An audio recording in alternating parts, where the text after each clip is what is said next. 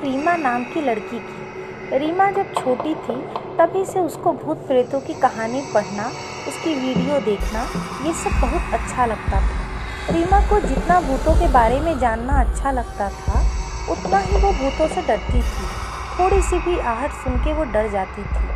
ऐसे ही समय बीतता गया और देखते ही देखते रीमा शादी के लायक हो गई। रीमा के घर वालों ने उसके लिए एक अच्छा सा लड़का ढूंढा और उसकी शादी कर दी। रीमा शादी के बाद अपने ससुराल चली गई। वहाँ पे बहुत अच्छे से अपनी ज़िंदगी बिताने लगी। घर की स्थिति अच्छी नहीं थी। पैसों की कमी के कारण रीमा का पति उसे गांव में छोड़कर दूसरे शहर कमाने चला गया ताकि कुछ आमदनी हो सके और घर की स्थिति सही हो सके। रीमा के पति का नाम संतोष था। संतोष वहाँ काम करने लगा और शहर से पैसे गांव भेजने लगा।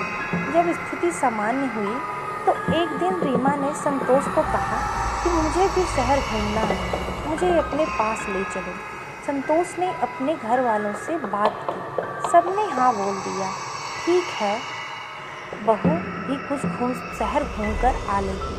फिर संतोष अपनी ऑफिस से छुट्टी लेकर गांव आ गया। रीमा को अपने साथ ले जाने लगा। शहर पहुंचने के बाद वो लोग एक किराए के मकान में रहने लगे। वहाँ पे और भी किराएदार रहते थे। वहीं रीमा की दोस्ती पड़ोस में रहने वाले सुमन नाम की लड़की से हुई। कुछ दिन अच्छे से बीते के बाद एक रात रीमा को किसी आदमी की दर्द भरी आवाज़ में चिल्लाने की आवाज़ सुनाई दी। ये सुन के रीमा डर के मारे उठ गई और अपना वहम समझ के फिर से सो गई। उसके बाद हर रात ऐसा सिलसिला चलता रहा। फिर एक रात रीमा ने संतोष को ये बात बताई। संतोष ने इसे रीमा का वहम बता के इस बात को टाल दिया।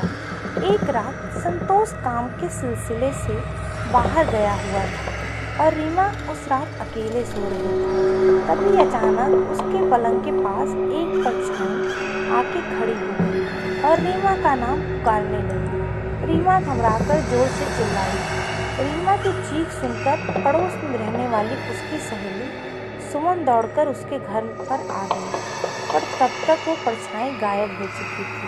उसके दूसरी रात से रीमा को सपने में वही परछाई दिखी।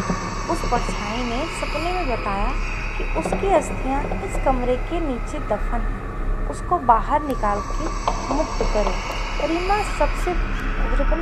सपने में घबरा गई और ये बात अपने पति संतोष को बताई, पर संतोष ने इस बात को मानने से इनकार कर दिया और वापस सो गया। दूसरे दिन जब संतोष अपने काम पर गया तब रीमा उस कमरे की खुदाई करना चालू कर दिया और उसे वहाँ पे एक बॉक्स मिला। रीमा ने जैसे ही उस बॉक्स को खोला, उससे तेज आवाज़ के साथ एक काला साया निकला और वो रीमा के शरीर में घुस गया। तभी से रीमा की ज़िंदगी बिल्कुल नर्क हो गई। रीमा ने सबसे बात करना बंद कर दिया। बार बार उसे नशा करने का मन करने लगा।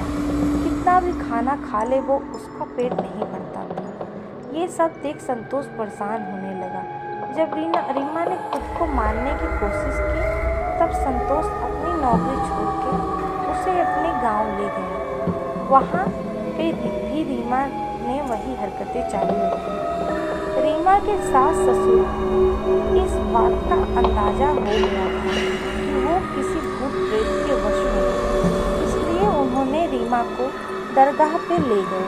वहाँ पे एक बाबा ने रीमा के अंदर से उस भूत को निकाला और उसके हाथ में धागा बांध दिया और बाबा ने बताया कि रीमा के अंदर जो भूत आया था वो बहुत बड़ा नशेड़ी था और उसकी पत्नी ने उसको मार के वहाँ पे दफना दिया था और रीमा को उसने बहला फुसला के अपनी अस्थियों को आज़ाद करवा लिया और फिर रीमा के अंदर वो आकर राज करने लगा।